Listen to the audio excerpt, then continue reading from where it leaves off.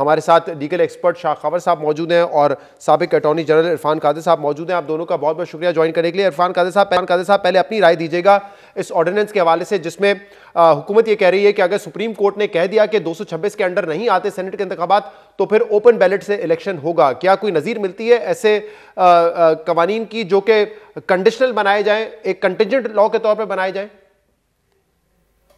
ये ऑर्डिनेंस जो है ये आइन की बिल्कुल खुल्लम खुला वायलेशन है, और न सिर्फ कि ये आइन को वायलेट करता है बल्कि ये ऑर्डिनेंस जो है ये इलीगल, अनकॉन्स्टिट्यूशनल है और इरेशनल है, इलॉजिकल है। और सुप्रीम कोर्ट की ये जो जूरिसडिक्शन है, ये जो 186 की है, ये जूरिसडिक्शन एडवाइजरी है, सरकार को भी एडवाइजरी है। चाहिए जाए कि एक ऐसा ऑर्डिनेंस लाया जाए जिससे कि सुप्रीम कोर्ट की एडवाइजरी जूरिसडिक्शन के ताबे, सुप्रीम कोर्ट की एडवाइजरी जूरिसडिक्शन के ताबे इलेक्शन कमीशन को आप कहते हैं, आप इस तरह कर ही नहीं सकते।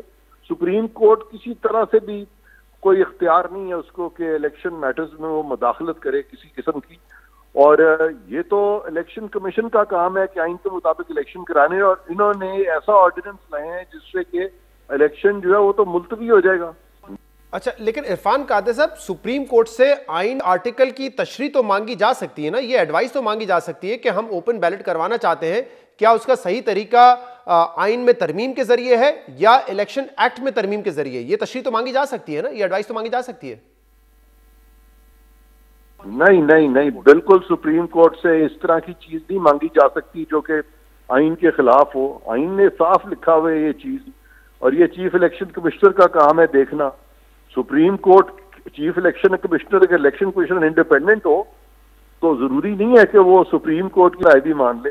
अव्वल तो सुप्रीम कोर्ट ने फिलहाल कोई राय नहीं दी, और जब तक सुप्रीम कोर्ट ये नहीं देगा, ये नहीं, अब इलेक्शन भी सुप्रीम कोर्ट कराएगा, सुप्रीम कोर्ट सुपरवाइज करेगा इलेक्शन फ्यूचर में। और सुप्रीम कोर्ट, देखें, आइन की तशरीह जो है सिर्फ सुप्रीम कोर्ट के जजेस का काम नहीं है करना। आइन की तशरीह उन तमाम लोगों का काम है जिन्होंने आइन के नीचे ओथ उठाए हुए हैं। आइन के नीचे सदर ने ओथ उठाया, आइन के नीचे वजीर आजम ने ओथ उठाया, आइन के नीचे चीफ इलेक्शन कमिश्नर ने ओथ उठाया। अब आइन में क्या जरूरत है इस तशरीह की? तशरीह तो कोई ऐसी तशरीह की बात ही नहीं है। सही साहब, आप कैसा देखते हैं इस ऑर्डिनेंस को? एक तो ऑलरेडी गवर्नमेंट से एडवाइस मांगी हुई है इस इशू पर हुकूमत ने, और दूसरा कि क्या कोई ऐसी नज़ीर मिलती है कि कंडीशनल लॉ बनाया जाए, और कि अगर सुप्रीम कोर्ट ये फैसला करेगी तो फिर ये ऑर्डिनेंस जो है वो नाफिजुल अमल हो जाएगा? देखिए, ये एक बड़ी अजीब और दिलचस्प सूरत हाल है, और क्योंकि कोई भी कानून जो होता है, या बेशक वो एग्रीमेंट हो या वो कानून प्रेसिडेंशियल ऑर्डिनेंस के तहत नाफिज किया गया हो, वो होता बड़ा क्लियर है, उसमें कोई शर्त नहीं होती, उसको मशरूत नहीं किया जा सकता।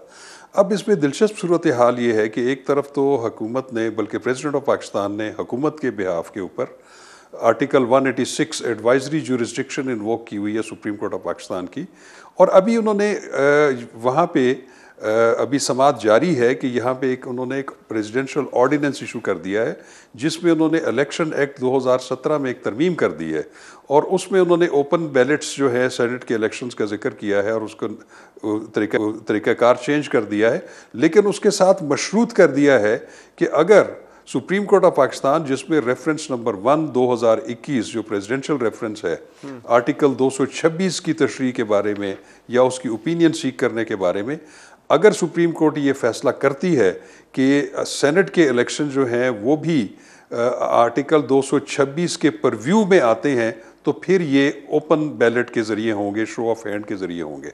तो अब ये एक अजीब सी सूरत हाल है। अब सवाल ये पैदा होता है कि अगर supreme court of Pakistan election चूँकि शेड्यूल सेनेट का आने वाला है, उस वक्त तक अगर डिसीजन नहीं देती तो फिर क्या सूरत हाल होगी? ये एक अजीब, मैं समझता हूँ कि एक आइनी और कानूनी डेड लॉक की तरफ जो है वो मामला अहम है ना, कि अगर तो इस ऑर्डिनेंस के तहत सुप्रीम कोर्ट ये कह देती है कि 226 के अंडर नहीं आते सेनेट इंतखाबात तो फिर ओपन बैलेट होगा क्योंकि एक ऑर्डिनेंस आ गया है, और अगर सुप्रीम कोर्ट कहती है कि नहीं आइनी तरमीम जरूरी है तो फिर हुकूमत के पास इतना वक्त नहीं होगा कि वो आइनी तरमीम करे, और अपोजिशन वैसे ही उस पर साथ नहीं देगी। लेकिन अगर तीसरा ऑप्शन ये है कि जो केस इस वक्त सुप्रीम कोर्ट में, फर्ज करें कि अगर उसका कोई फैसला नहीं आता, कोई सुप्रीम कोर्ट का ओपिनियन नहीं आता उस वक्त तक जब तक इलेक्शन का शेड्यूल जारी हो जाता है, तो फिर क्या होगा?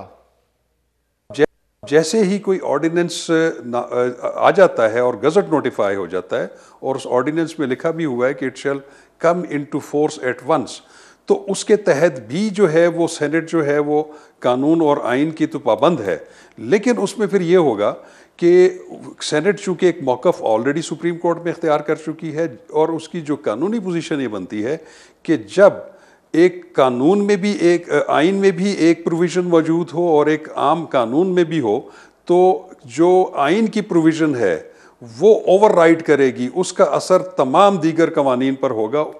आप समझ लें कि उसको एक बालादस्त कानून की जो है वो हैसियत हासिल है, उसको मानना ज़रूरी है। तो इस सूरत में मैं समझता हूँ कि इलेक्शन कमीशन के लिए एक खासी मुश्किल सूरत हाल पैदा हो जाएगी कि जब तक सुप्रीम कोर्ट ऑफ अगर इसमें जल्दी फैसला नहीं देता, अपनी राय कायम नहीं करता, तो उस वक्त तक मैं समझता हूँ कि सेनेट का इलेक्शन जो है ये एक आईनी डेडलॉक का शिकार हो जाएगा। आईनी डेडलॉक बन जाएगा। इरफान कादिर साहब, आपने कहा कि सेनेट के इंतखाबात तो इस तरह मुलतवी हो जाएंगे, लेकिन मुझे अपनी राय आखिर में ये भी दे दें। वैसे तो मामला ये सुप्रीम कोर्ट के पास है, उन्होंने एडवाइस देनी है, लेकिन आपकी कानूनी राय क्या है इस पर? क्या अगर ओपन बैलेट करवाना है तो आईनी तरमीम जरूरी है या इलेक्शन एक्ट के जरिए हो सकती है ये तरमीम? सिर्फ आईनी तरमीम। और सुप्रीम कोर्ट भी अगर ये कह देगी कल को कि जी नहीं आईनी तरमीम की जरूरत नहीं है, तो फिर सुप्रीम कोर्ट भी सारी चीज में यानी कंट्रोवर्सी का शिकार होगी, कंट्रोवर्शियल हो जाएगी। ये कोर्ट को कंट्रोवर्शियल किया जा रहा है। अच्छा, वो कह रहे हैं कि वो फैसले तो वो कंट्रोवर्शियल हो जाएगा। आपकी क्या राय है खावर साहब?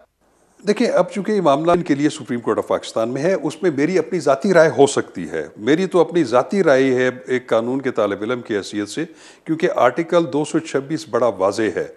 उसको अगर पढ़ा जाए तो सेनेट का इलेक्शन जो है वो सीक्रेट बैलेट के तहत ही होना है।